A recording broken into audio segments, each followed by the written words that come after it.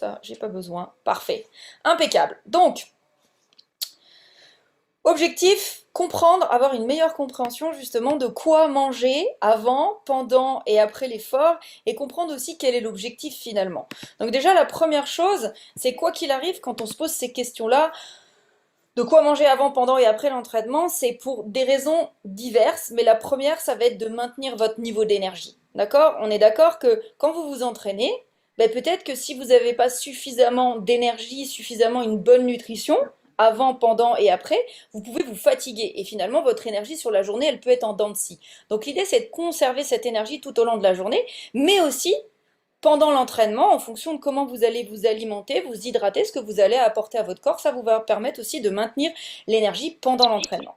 Maintenir l'intensité aussi de l'entraînement, ça c'est très important et on va juste par là parler plutôt de ce qu'on apporte. J'ai quelqu'un qui a le micro ouvert, vous pouvez couper vos micros s'il vous plaît avant de rentrer? Attendez, je vais faire juste un truc, parce que sinon je me concentre sur pas ce qu'il faut. Euh, Participants, muet, pardon, voilà, c'est tout bon. Donc ensuite, ouais, l'idée c'est de maintenir l'intensité pendant l'entraînement. Comment on maintient l'intensité pendant l'entraînement? Bah, en ayant déjà un bon apport nutritionnel avant, mais aussi pendant. Éviter l'hypoglycémie, c'est pareil. Si je mange pas suffisamment peut-être avant mon entraînement, il se peut que pendant l'entraînement, je tombe en hypoglycémie. Améliorer la récupération, ça va concerner essentiellement l'apport en nutriments après le sport, mais parfois aussi pendant le sport. Prendre du muscle, perdre du gras ou améliorer ses performances, ça concerne la nutrition de manière générale. Ok? On est déjà d'accord sur ce postulat-là? Tout le monde est ok avec ça? C'est bien compréhensible? Nickel. Donc, après le but, pourquoi avoir une bonne nutrition avant la séance, c'est primordial. Parce que déjà, vous allez avoir un apport en nutriments pour avoir suffisamment d'énergie. Et vous avez besoin de cet apport en nutriments. De deux, il faut respecter un certain timing pour faciliter la digestion et limiter l'indigestion. Si vous faites du sport peut-être trop vite après avoir mangé trop gras, par exemple, ça va être indigeste et finalement votre performance sera médiocre. Et puis votre séance de sport, elle sera un petit peu pas au top. Alors attendez, hop, j'ai encore des gens qui rentrent, je vais essayer de couper, désactiver le son de tout le monde. Voilà, hop, parfait, nickel, comme ça on reste clean. Garantir la congestion aussi, l'afflux sanguin. Sachez que quand vous mangez, la priorité de votre corps, c'est d'amener le sang dans le système digestif, autour de votre estomac et tout ça. Donc si vous êtes en train de faire du sport, mais en même temps en train de digérer, vous n'allez pas pouvoir avoir une bonne congestion, et ça c'est nécessaire aussi pour produire du muscle et pour avoir une session de sport qui soit efficace. Libération stable de l'insuline, ça c'est très important, de par l'apport en bons lipides. Ça aussi, on n'y pense jamais assez, mais vous allez voir que les lipides sont essentiels dans une nutrition sportive. On vous dit des fois prenez des oméga 3 parce que ça permet justement de stabiliser la libération d'insuline et donc réduire la dégradation des protéines, c'est-à-dire on appelle ça l'anabolisme.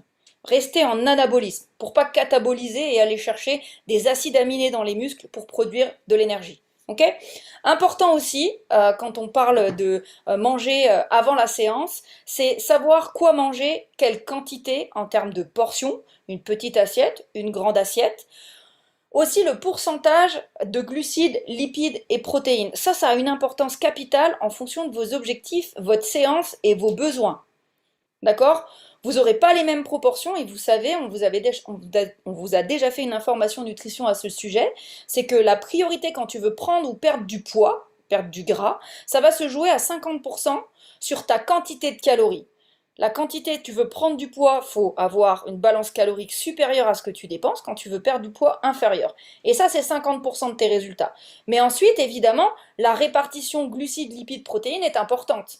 Quelqu'un qui va manger plus de protéines, moins de glucides, n'aura pas la même composition corporelle que quelqu'un qui va manger plus de glucides, moins de protéines.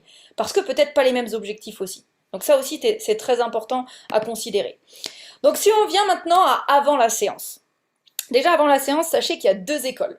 Deux écoles, ça veut dire quoi? Ne pas manger avant la séance. Il y en a qui veulent s'entraîner à jeun le matin, d'accord? À savoir que ça va être intéressant pour taper directement dans tes graisses. Mais ça, c'est intéressant uniquement si tu tires pas trop sur ton organisme, si tu respectes une certaine fréquence cardiaque, ce qu'on appelle l'endurance fondamentale. D'accord? Tu dois pouvoir, par exemple, quand tu fais un footing, si tu veux brûler un peu du gras à jeun, pouvoir parler, par exemple. Tu vois, tu dois pas être complètement essoufflé, ça doit pas être trop intense. Et là, dans ce cas-là, tu vas consommer que les graisses. Par contre, si tu as l'intention de mettre de l'intensité dans ton training, tu risques vite l'hypoglycémie si tu pars à jeun, et parfois même très violente. Ça peut conduire à du malaise, et à des malaises qui peuvent conduire à des graves accidents. D'accord? Parce que tu vas taper directement dans le sucre et tu es en glycolyse, parce que tu es à jeun. Et déjà, tes réserves de glycogène, elles sont très basses quand tu te lèves. Vous le savez, on en parle suffisamment dans l'importance du petit déjeuner. Ok? Ça va, c'est compréhensible tout ça? Vous m'arrêtez hein, si je vais un peu vite. Donc après, il peut y avoir aussi une acidification du sang. Quand tu fais du sport à jeun le matin intensif, tu produis de l'acide cétonique. Et ça provoque des courbatures beaucoup plus intenses. Ça provoque aussi à terme des tendons beaucoup moins souples. Et dans les cas extrêmes, sachez que ça peut provoquer des comas. Les sportifs qui tapent dedans, j'en connais qui sont, ça devient tellement addictif, ils se lèvent le matin, lampe de torche, on va courir, on est à jeun, etc. Ça existe aussi, sachez qu'il y a des accidents aussi dans ce sens. Ok? Donc, en plus, il y a une autre chose importante qu'on a tendance à oublier aussi. Si tu demandes un effort trop violent d'un coup, qui stimule un besoin d'énergie important et que tu es à jeun, une partie de l'énergie sera fournie par les protéines de ton muscle. Donc finalement, c'est contre-productif parce que c'est pas du tout ce que tu veux. D'accord? Et en plus, si tu stimules trop souvent et trop brutalement tes réserves de graisse, d'accord? Par exemple, bah voilà, je veux perdre du poids, donc je vais courir tous les matins à jeun. Je fais une demi-heure, 45 minutes de course, donc je vais solliciter énormément mes graisses, d'accord? Bah, si tu le fais trop souvent et surtout brutalement, donc encore si c'est tranquillou, ça va, bah, tu vas développer aussi une capacité de tes cellules graisseuses à se reformer. Et ouais, elles aussi, elles savent se défendre. Et en fait, tu favorises par là la prise de poids. Donc faites attention à ça. C'est contre-productif aussi. Donc finalement, pour conclure, si tu choisis de ne pas manger et que tu fais une séance, fais-la tranquillement. Tu fais une séance light. Tu vas éliminer un peu toutes les toxines accumulées. Tu peux toujours ajouter un petit snack quand même pour pas être trop à jeun et prendre ton petit déjeuner derrière. Par contre, si tu choisis de faire de l'intensif comme on fait des fois des hits, etc., ou aller courir un peu intensif, il va falloir manger. Et respecter aussi le fait qu'il faut manger, il faut un temps de digestion. Si tu t'entraînes trop vite derrière, indigestion, contre-productif, mauvaise performance, afflux sanguin dans le système digestif et pas dans tes muscles. Donc il faut respecter un délai. Et mon conseil, c'est par exemple, si on prend l'exemple du petit déjeuner, un petit déjeuner à base, par exemple, de notre petit déjeuner qui est très digeste, qui au bout d'une heure est bien digéré, qui est sans résidus et qui s'assimile très bien, ça c'est top. Si tu dois prendre un petit déjeuner traditionnel, essaye d'avoir un petit déjeuner avec un apport un petit peu en tout, pourquoi pas une banane, un laitage, quelques oléagineux, quelques fruits secs, tu vois, et là t'es pas mal. Beaucoup d'hydratation aussi. N'oubliez pas l'importance de l'hydratation. D'accord? Mais vraiment, on attend une heure avant de s'entraîner. Et si on s'entraîne un autre moment dans la journée, je vais vous proposer quelques exemples. Ben, pensez à votre digestion. Si vous avez des protéines à digérer dans un gros repas avec aussi des graisses, ça va prendre 3 heures. Donc on s'entraîne 3 heures après. On essaye d'attendre que le corps il ait quand même fini son travail, ou un minimum, 2 à 3 heures. D'accord? Donc c'est important ce timing. Et puis bien sûr une bonne hydratation. Donc hop, si je reviens là, tac, donc j'en étais là. Donc voilà, je vous prends l'exemple. Si on s'entraîne avant le petit déjeuner, prenez un grand verre d'eau, hydratez-vous. Prenez quelques fruits secs quand même, apportez un petit peu d'énergie quand même si c'est pas un gros déjeuner, vous serez quand même un petit peu à jeun, ça ira quand même chercher les cellules graisseuses. Après, si vous avez une séance de sport entre le petit déjeuner et le déjeuner, en plein milieu des deux, nickel, votre petit déjeuner il sera bien digéré, vous aurez de l'énergie, vous pouvez vous entraîner même intensivement. D'accord? Avec une bonne hydratation préalablement. Ensuite, si on continue et que par exemple notre entraînement il va venir juste avant le déjeuner. Admettons, j'ai fini de travailler, je veux m'entraîner à midi et demi parce que j'ai une pause entre midi et 2. Je m'entraîne à midi, midi et demi et je mange juste derrière. C'est ce qui nous arrive souvent avec Claire. Et ben une collation, c'est intéressant si vous vous êtes levé très tôt. D'accord? J'ai déjeuné à 7 heures. Eh ben, je prends une petite collation, une petite barranca glucido-protéinée, un petit peu de glucides, un petit peu de protéines, un grand verre d'eau et je suis partie pour ma session de sport. Pas d'hypoglycémie, de l'énergie, ma séance est efficace, mon corps est nourri, il est content. Ok? Si je prends par exemple, j'ai une session de sport entre le déjeuner de midi et le dîner du soir en plein milieu de l'après-midi, D'accord? On peut considérer que j'ai digéré mon repas, j'ai tout ce qu'il faut, je m'hydrate un petit peu mieux. Je vous conseille de boire 1 litre d'eau avant votre séance de sport, mais sur l'heure avant la séance. Donc, régulièrement sur 1 heure, d'accord? Et ensuite de vous entraîner, d'accord? Et ensuite, pareil, si j'ai un training, admettons, je m'entraîne avant de manger le soir, j'arrive à 7 heures du boulot, je vais faire mon training à 7 heures et je mange à 8 heures, et ben dans ce cas-là, pareil, un petit stack juste avant la séance qui se digère bien, une petite barre en cas protéinée, c'est top, une petite banane avec quelques oléagineux pour apporter des protéines végétales, c'est top aussi. Donc ça c'est des choses qu'il faut pouvoir faire. Ok? Surtout si vous projetez de faire une séance intensive. Je vous parle pas d'une séance light, allégée, où vous allez voilà, faire 20 minutes tranquillement. Vraiment, je vous parle d'une session intensive. Ok? Intensive, ça peut être une session de musculation, ça peut être un hit avec nous sur une session de fit, mais il faut que le fit, vous tapiez dedans. Parce que le fit, on sait très bien qu'on peut moduler son énergie. Et des fois, on le fait un peu tranquille. Donc, quand tu sors de ta zone de confort sur un hit qu'on fait sur nos séances de fit, yes, ça vaut le coup d'avoir une petite collation avant. Ok? T'es prêt psychologiquement déjà à te donner à 100%. 44. Eh bien, allez, on va accélérer. Donc, ensuite, le but pendant la séance. Quel est l'objectif de s'intéresser à ce qu'on va amener pendant la séance? C'est maintenir l'intensité de votre effort. Maintenir l'énergie que vous avez. Récupérer, pourquoi pas, si vous êtes en musculation, entre les séries. D'accord? Et limiter l'hypoglycémie, toujours la même chose. Ça, c'est très nocif pour le sportif. Limiter aussi les blessures et la perte de lucidité. D'accord? Ça veut dire quoi? Qu'est-ce qu'on peut amener pendant la séance? Ben, pendant la séance, ça va être essentiellement, très souvent, déjà l'hydratation. Et en fonction de l'hydratation peut apporter des nutriments. On va avoir des boissons, je crois que c'est la slide suivante, si je dis pas de bêtises, voilà. Sur les efforts courts, on va surtout privilégier l'hydratation avec des apports en glucides réduits, à minuit, d'accord, mais surtout des apports en électrolytes. Vous perdez des électrolytes par la sudation, votre sueur est salée. Donc on va apporter des électrolytes pour maintenir tout ça et éviter les crampes etc. et la perte de lucidité, d'accord? Donc on parle de boissons hypo et isotoniques par exemple. On peut aussi avoir dans des séances de musculation par exemple des boissons avec des acides aminés essentiels, les BCAA on appelle ça. Donc vous avez certaines boissons, moi j'en consomme un petit peu pendant les séances de musculation qui peuvent aider à la récupération intersérie. Ok? Et sur les efforts plus longs, qu'est-ce qui va se passer? Et bien là, on va commencer à vider les réserves de glycogène, on va commencer à chercher de l'énergie ailleurs. Parfois, on va commencer aussi à dégrader les protéines des muscles. Donc, on va avoir des boissons avec des apports en glucides plus conséquents, avec des indices d'assimilation différentes. Vous savez, vous avez déjà vu sur d'autres infonutrition qu'on a des assimilations en termes de sucre rapide, moyen et lent. Ben là, on va peut-être avoir des glucides rapides et moyens et aussi un apport en protéines. D'accord?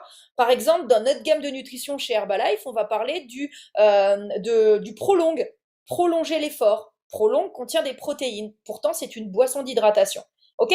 Le stacking aussi peut être intéressant dans le cas d'une pratique longue. Si je fais du trail ou si je fais un Ironman, je vais avoir besoin d'avoir des pauses. Vous savez que sur ces courses, il y a des pauses, qu'on peut prendre des snacks. Certains prendront des snacks sucrés, mais beaucoup se tourneront vers le salé. Pourquoi? Même principe, on perd des sels minéraux par la sudation et notamment beaucoup de sel. Le corps a envie de sel. Donc par exemple, chez nous, moi, mes sportifs, je leur conseille souvent des graines de soja grillées salées. D'accord? Sur le stacking. J'accélère. Donc ensuite, si on a le but après la séance, pourquoi on doit veiller à ce qu'on doit manger après la séance? Parce qu'on doit maintenir votre synthèse protéique stimulée. Vous venez de dégrader, vous venez de stimuler votre métabolisme. Vous venez de faire une séance de sport, il y a des processus internes qui libèrent de la testostérone, plein d'hormones, etc. Votre corps est préparé. Et il attend ce qu'on appelle une fenêtre métabolique d'obtenir des choses pour reconstruire d'ores et déjà. Quand vous vous faites une plaie, bah dans l'urgence, le corps il envoie des petits globules pour cicatriser. La même chose dans le muscle. Vous venez de dégrader vos fibres musculaires, vos muscles ils ont envie de cicatriser. Et dans l'urgence, le corps, si vous apportez les bonnes choses, va envoyer tout ça au bon endroit et va permettre déjà une reconstruction musculaire. Donc on parle essentiellement, par exemple, de protéines à assimilation rapide. Nous, on utilise beaucoup le petit lait. Donc vous avez besoin de ces protéines à assimilation rapide, d'accord? Pareil, vous avez besoin aussi de bien vous alimenter pour une récupération long terme. Donc dans ces boissons, vous pouvez avoir aussi de la caséine, qui est une protéine à assimilation lente qui va libérer des acides aminés constructifs pour votre masse musculaire sur plusieurs heures. D'accord? Dans la récupération, vous venez de vider vos réserves en glycogène, donc il va falloir aussi des glucides. Parce que si votre corps il a plus d'énergie, eh ben il va pas savoir exploiter ses protéines et les emmener aux bons endroits parce qu'il est cuit. Donc il lui faut de l'énergie, ok? Donc on a besoin d'un peu tout ça, un juste équilibre là-dedans. Et c'est pour ça qu'on a des boissons qui sont étudiées pour optimiser la récupération du sportif. Ce que l'on ne fait pas après une séance de sport, c'est par exemple un apport en lipides tout de suite derrière une séance de sport. Pourquoi, à votre avis? Les lipides vont limiter l'absorption de vos protéines à assimilation rapide. Donc, vous bloquez cette récupération. Donc, jamais de lipides. Les lipides, les oméga 3, c'est intéressant en dehors. On va pouvoir aussi avoir une meilleure récupération quand on va manger des repas derrière. Donc, vous avez votre sport, vous prenez votre boisson de récupération sportive. Si vous n'avez pas de boisson de récupération sportive, pas de souci. Une banane et une poignée d'oléagineux, c'est parfait. Vous avez des bons glucides, en plus des bons nutriments, et vous avez aussi des minéraux avec les oléagineux et des protéines végétales. Donc nickel, ça s'assimile moins vite, mais c'est quand même très bien. Et une heure après, je vous conseille d'avoir un repas complet, équilibré, pour encore favoriser cette récupération. Ok? Et puis aussi, pourquoi une boisson après l'effort peut être intéressante pour finaliser votre consommation calorique. Si par exemple vous êtes en prise de masse musculaire, il y a un certain nombre de calories à manger et on ne peut pas les manger tout sur un repas. Vous le savez que sinon votre corps il va pas pouvoir tout assimiler et tout travailler. Donc c'est bien aussi dans le côté apport fractionné d'amener cette collation post-effort qui non seulement va être efficace, mais en plus va amener les calories qu'il vous faut. D'accord? Plus fractionner vos calories, vous le savez, même dans la perte de poids, c'est très intéressant. Donc on maintient ce fractionnement grâce à cette collation post-effort intéressante. Ok? Et dans vos repas, ce qui va être important aussi, c'est d'aller tamponner l'acidité que vous avez créée lors de l'effort. Vous produisez de l'acide lactique. Donc il va falloir traiter cet acide lactique. C'est très important d'avoir des aliments alcalinisants dans vos repas après les séances de sport. Et c'est peut-être le seul moment aussi, quand vous avez vraiment une compétition, un effort très intense, où vous savez que vous avez vraiment sollicité beaucoup votre organisme, d'utiliser la pomme de terre parce qu'elle est très alcalinisante. Donc c'est dans les rares cas où je vous dis, même si elle a un indice glycémique, mangez des pommes de terre. Ok? Donc vraiment, et beaucoup de légumes verts, ça c'est très important. Et donc on favorise aussi juste après priorité à l'hydratation encore une fois. Donc hydratation, on peut aussi utiliser les eaux pétillantes parce que ben tout ce qui est par exemple, je vous mettais une bonne hydratation post-effort, un tiers de jus de raisin, deux tiers de Saint-Yorre, ça c'est génial comme boisson d'hydratation post-effort. Ça va vraiment vous aider. D'accord? La notion de folate métabolique, j'en ai déjà parlé. Et puis ne pas manger de lipides, ouais, parce que ça ralentit l'absorption de l'isolate, la protéine à assimilation rapide. D'accord? Voilà, bah, je crois que j'ai tout dit. J'espère que ça a été assez clair. C'est pas facile la nutrition sportive, mais j'espère que vous avez pu prendre des éléments. N'hésitez pas à me poser des questions, même à venir me voir en privé ou à